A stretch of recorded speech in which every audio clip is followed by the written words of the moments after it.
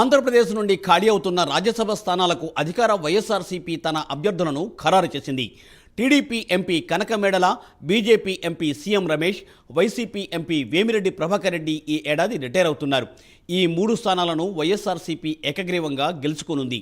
దీంతో పార్టీ తరఫున YV Subbareddy, SC సామాజిక వర్గానికి చెందిన గొల్ల బాబురావు, బలిజ కులానికి చెందిన జంగాలపల్లి శ్రీనివాసును ముఖ్యమంత్రి, పార్టీ అధ్యక్షుడు వైఎస్ జగన్మోహన్ రెడ్డి ఎంపిక చేశారు.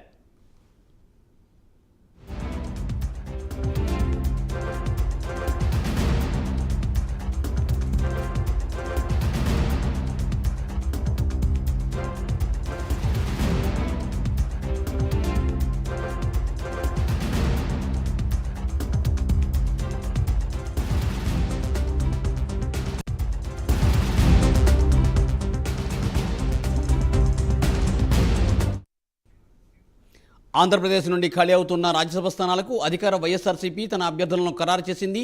దీనిపై మరింత సమాచారాన్ని మా ప్రతినిధి రాజేష్ అందిస్తారు. రాజేష్.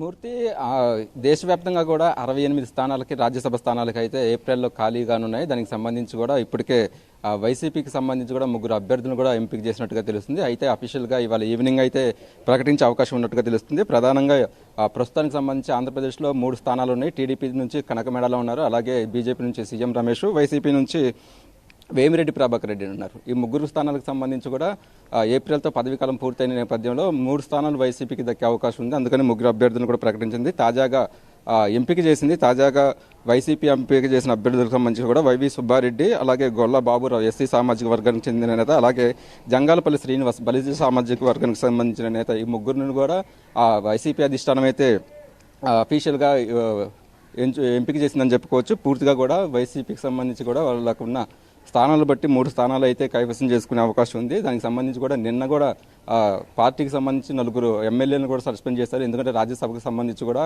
ఎమ్మెల్యే ఓటు హక్కు ఉంటుంది కాబట్టి వాళ్ళకి సంబంధించి ఇప్పటికే కొంతమంది టీడీపీకి ఫేవర్గా ఉన్న నేపథ్యంలో వారిని కూడా నిన్న రాత్రి కూడా వాళ్ళని సస్పెండ్ చేయాలంటూ కూడా అటు స్పీకర్కి అయితే ఫిర్యాదు చేయడం జరిగింది. అయితే దీని మీద కూడా మరి టీడీపీకి సంబంధించి కూడా బలం లేకపోయినా మరి టీడీపీ కూడా రాజ్యసభ అభ్యర్థులు ప్రకటిస్తుందా లేదా అనేది కూడా చూడాలి. ఎందుకంటే కొంత వైసీపీ పార్టీ మీద కొంతమంది అసంతృప్తిగా ఉన్నారని కూడా ఒక వినికిడి అయితే వినిపిస్తుంది. దానికి సంబంధించి కూడా మరి టీడీపీకి సంబంధించి ఎలాంటి నిర్ణయం తీసుకుంటుంది అని కూడా వేచి చూడాల్సిన పరిస్థితి అయితే ఉంది. అయితే వైసీపీకి సంబంధించి 3 అభ్యర్థులను అయితే కొద్దిసేపటి క్రితం ఎంపిక చేసినట్టుగా తెలుస్తుంది. పూర్తిగా కూడా ఇవాళ ఈవినింగ్ అయితే అనౌన్స్ చేసే అవకాశం ఉంది. మూర్తి.